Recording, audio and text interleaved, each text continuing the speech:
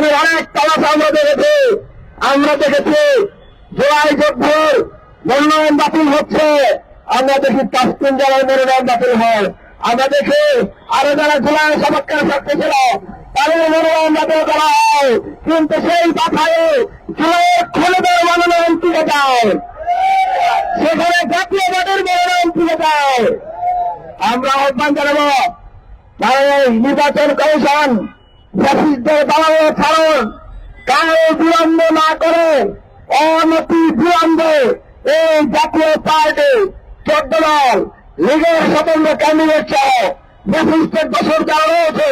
তাদের হাতে যে রক্ত লেগে আছে তাদের প্রত্যেকের মনোনয়ন বাতিল করতে হবে। একই সাথে ইউনিসেফের কাছে দাবি জানাচ্ছে ইন্টারিম গভর্নমেন্ট কারণ বিলম্ব না করে এই জাতীয় পার্টি, এই 14 দল, এই লীগের সকল সহযোগী সংগঠনের কার্যক্রম নিষিদ্ধ করে স্থায়ীভাবে কার্যকর করুন।